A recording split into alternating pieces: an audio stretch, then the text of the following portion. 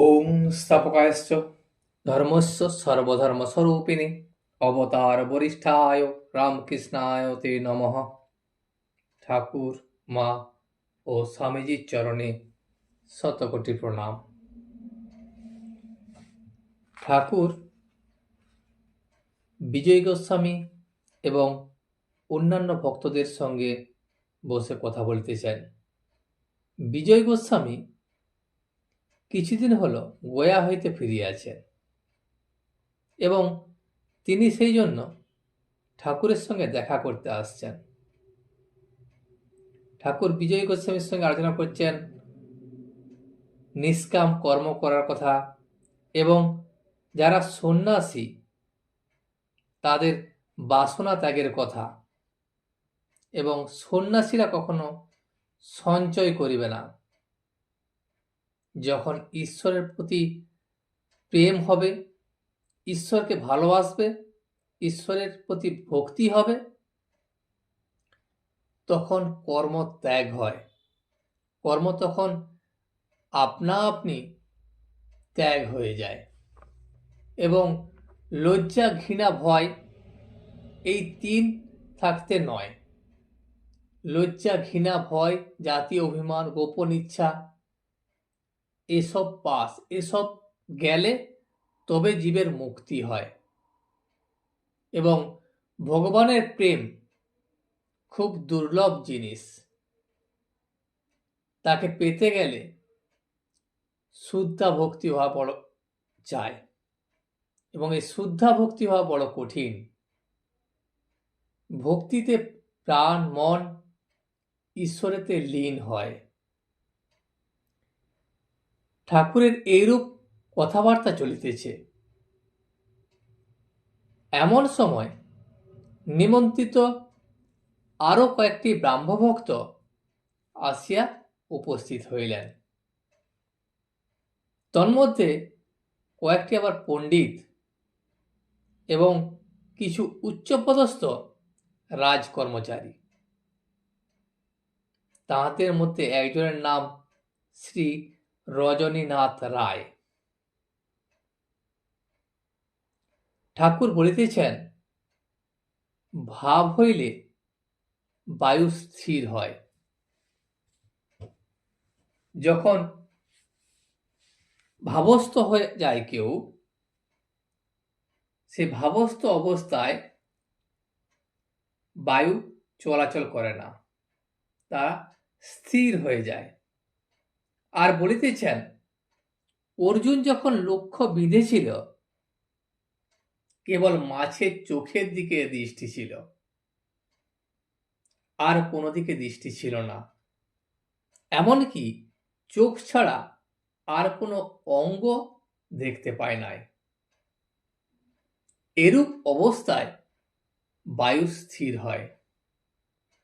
এই এক দৃষ্টি এবং এক লক্ষ্য, মন স্থির রাখা, যদি বায়ু স্থির না হয় তাহলে সম্ভব নয়। সেই জন্য এইরূপ অবস্থায় বায়ু স্থির হয় ও কুম্ভক হয়। এটি ঈশ্বর দর্শনের একটি লক্ষণ। ভিতর থেকে মহাবায়ু গড়গড় করে উঠে মাথার দিকে যায়।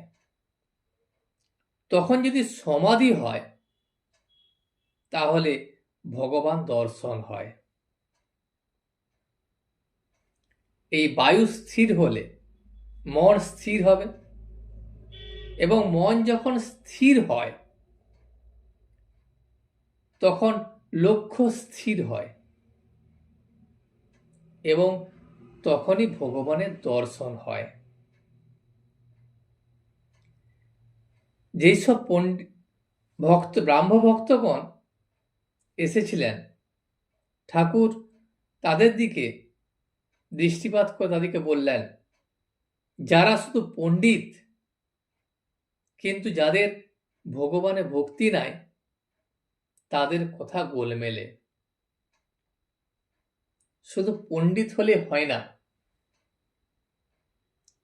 তাদের ভগবানের উপর বিশ্বাস চায়, ভগবানে ভক্তি চায়। যদি ভগবানে ভক্তি না থাকে তাহলে তারা ঠিকঠাক কথাবার্তা বলে না, তাদের কথাবার্তা উল্টাপাল্টা হয়, তারা অনেক সময় ভুলভাল কথাবার্তা বলে। যেমন সামাধ্যায়ী বলে এক পণ্ডিত বলেছিল, ঈশ্বর নীরস, তোমরা নিজের প্রেম ভক্তি দিয়ে সরস করো। ঈশ্বর নীরস তা কখনো হয়? এবং তোমাদের কি ক্ষমতা আছে যে ঈশ্বরকে সরস করতে পারো? বেদে যাকে রসস্বরূপ বলেছে তাকে কিনা নীরস বলে? আর এতে বোধ হচ্ছে সে ব্যক্তি ঈশ্বর কি বস্তু কখনো জানে নাই।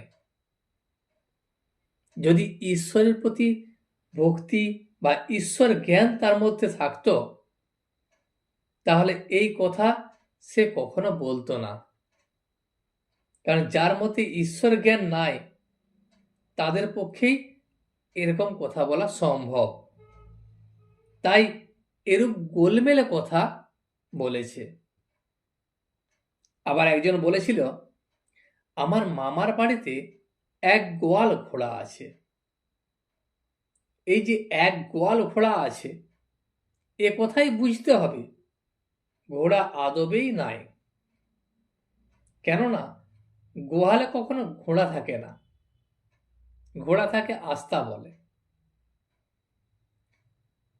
কেউ ঐশ্বর্যের বিভব, মান, পদ এইসবের অহংকার করে। এসব দুদিনের জন্য, কিছুই সঙ্গে যাবে না, চিরস্থায়ী নয়। এইসব জিনিস ক্ষণস্থায়ী। মান, বৈভব, পদ যখন সময় হবে সব একে একে চলে যাবে। একটা গানে আছে,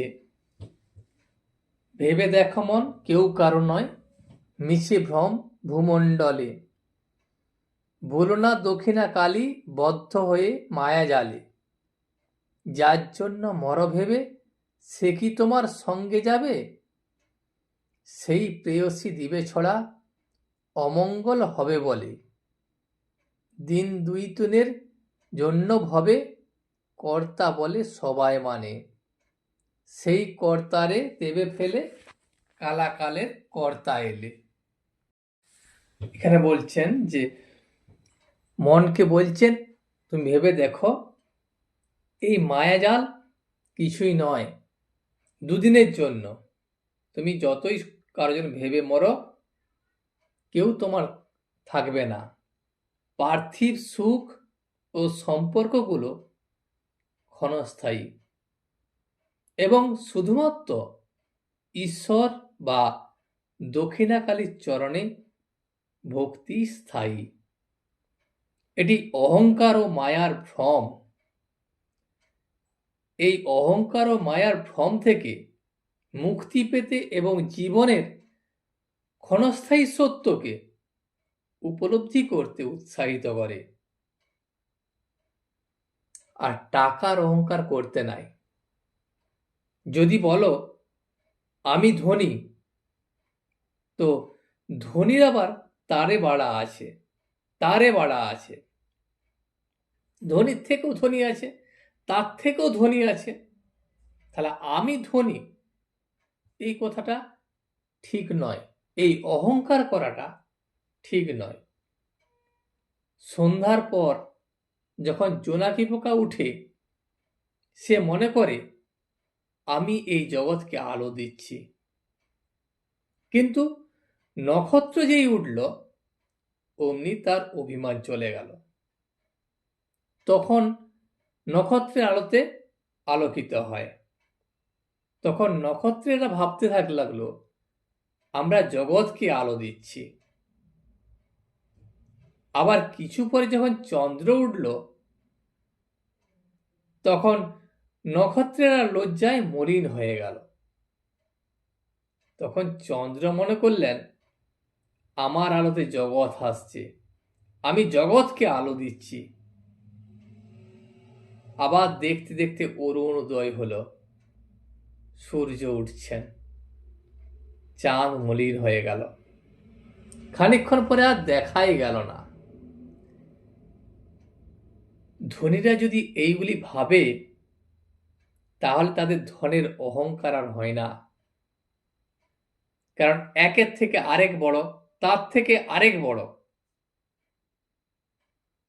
উৎসব উপলক্ষে মণিলাল অনেক উপাদেয় খাদ্য সামগ্রী আয়োজন করিয়াছেন। তিনি অনেক যত্ন করিয়া শ্রীরামকৃষ্ণ ও সমবেত ভক্তগণকে পরিতোষ করিয়া খাওয়াইলেন। যখন সকলে বাড়ি প্রত্যাগমন করিলেন, তখন রাত্রি অনেক হইল। কিন্তু এত রাত্রি হইলেও কাহারও কোনো কষ্ট হইল না। আজ এই পর্যন্তই। ভিডিওটি শেষ পর্যন্ত দেখার জন্য আপনাকে অসংখ্য ধন্যবাদ। ভিডিওটি যদি আপনার ভালো লেগে থাকে তাহলে একটা লাইক, কমেন্ট এবং বন্ধুর সাথে শেয়ার করে দেবেন। সাবস্ক্রাইব করে পাশে থাকা বেল আইকনটি বাজিয়ে দেবেন, যাতে আপনাদের নতুন ভিডিওগুলি সর্বপ্রথম আপনার কাছে পৌঁছে যায়। জয় শ্রী রামকৃষ্ণ, জয় শ্রী রামকৃষ্ণ, জয় শ্রী রামকৃষ্ণ।